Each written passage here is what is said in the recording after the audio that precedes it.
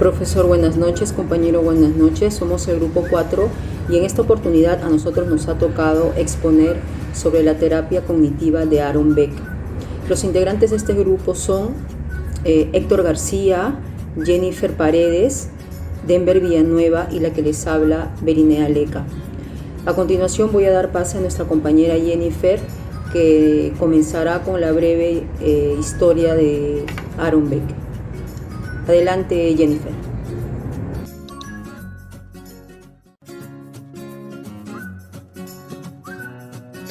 Gracias, Berinea. Buenas noches, profesor. Buenas noches, compañeros. Yo les voy a hablar acerca de la terapia cognitiva para la depresión de Aaron Beck. Un momento, por favor, voy a presentar mi pantalla completa para que puedan ver la presentación. Un segundo.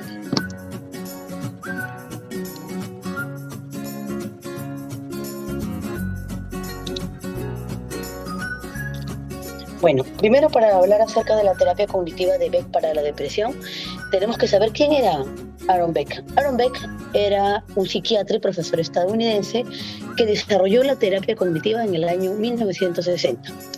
Ahora, Beck es conocido como el padre de la terapia cognitiva, en donde se dedicó al estudio de la depresión. Es importante mencionar que la terapia cognitiva de Aaron Beck en la actualidad tiene de un 80 a un 90% de efectividad para los pacientes de depresión. Beck también es considerado como el máximo exponente del siglo XX.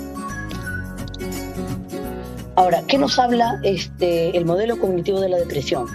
Lo que nos dice es que la principal alteración de la depresión está básicamente en el procesamiento de la información.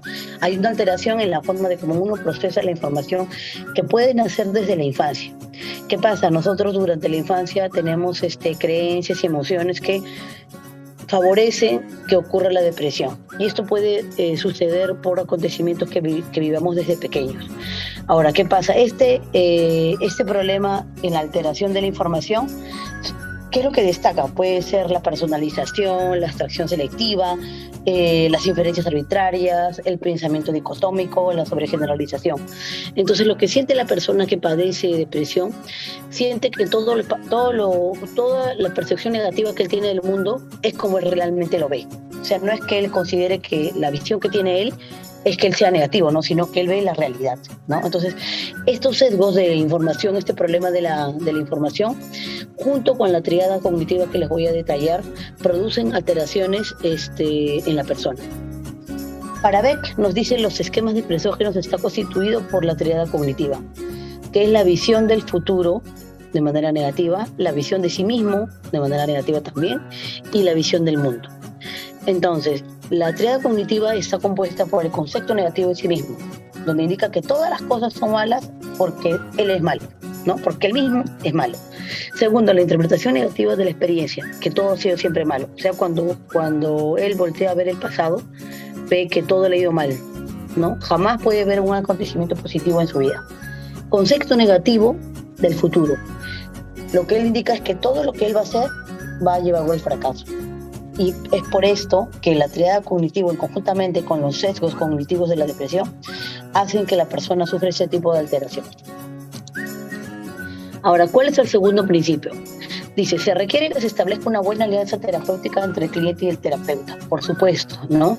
Tiene que haber actitudes deseables del terapeuta, en todo momento tiene que haber una actitud de trabajo en equipo entre el terapeuta y el paciente, también tiene que haber una actitud dispuesta a atender al paciente, sobre todo de empatía y escucha.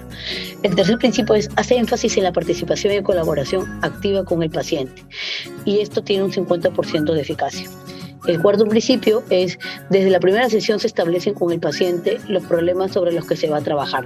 Así es, entonces, en la sesión, tanto el paciente como el terapeuta tienen que estar dispuestos a pasar por el tratamiento y que sobre todo este tratamiento tenga una mayor efectividad. Y justamente para aplicar estas técnicas se requiere de técnicas conductuales, ¿no? ¿Cuáles son los recursos técnicos? Entonces, los recursos técnicos son, uno de ellos es las técnicas conductuales. programación de actividades, dice. El programa que se establezca ha de ser realista para que se pueda llevar a cabo y obtener respuestas a favor de su capacidad. Esta programación de actividades va a depender del terapeuta, ¿no? Y tiene que ser de manera muy potencialmente agradable para el paciente, ¿no?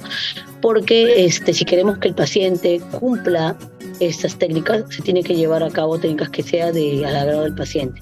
También tiene que haber una lista de actividades de dominio, ¿no?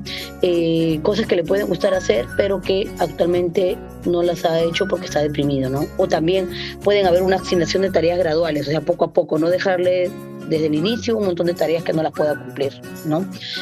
Una de ellas puede ser role-playing, ¿no? En esta técnica se presenta especial atención a los pensamientos de los pacientes. Se trata de que estos refuten las ideas preconcebidas, ¿no? Que se pongan a pensar de por qué motivos tienen ese tipo de pensamientos. También las técnicas de afrontamiento, ¿no? Dice, consisten en técnicas de control de estímulos. Se utilizan, por ejemplo, para aliviar las dificultades de sueño y relajación. Y esto básicamente porque la persona tiene que tener la capacidad, ¿no? Nosotros tenemos que ponerlos como terapeutas en el lugar de darse cuenta que este problema de la depresión es algo que la persona lo puede superar. Es todo por mi parte. A continuación les voy a dejar con mi compañero Héctor.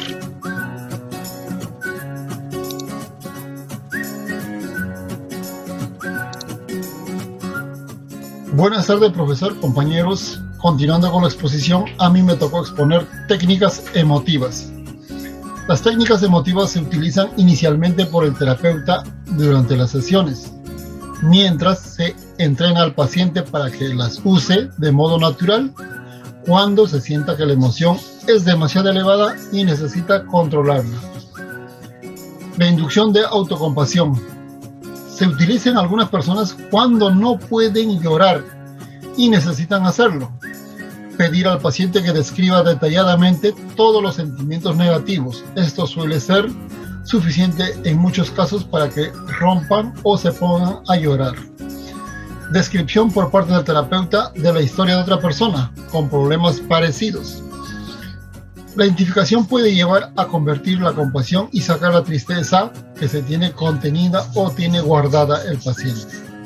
El terapeuta puede hacer role-playing, asumiendo el papel del paciente y verbalizando con la mayor ovación posible los sentimientos de autocompasión para movilizar al paciente. Inducción de cólera controlada. El sentimiento de enfado es útil para reducir la tristeza que se puede sentir en un momento determinado.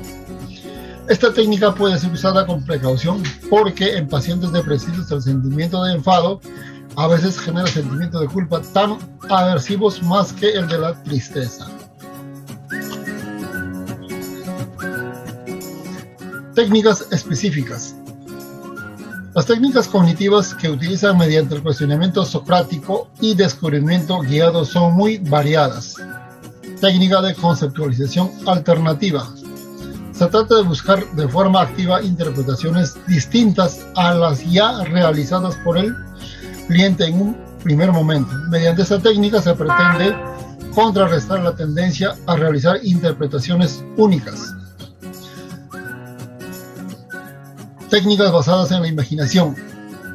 Constituye un elemento de trabajo fundamental en la terapia cognitiva, una forma habitual de explicar la influencia de las cogniciones en las emociones y la conducta. Es pedir que se imagine una situación particular y ir preguntando al cliente por los sentimientos y conductas que le acompañan en ese momento. Muchísimas gracias por su atención. Muchas gracias.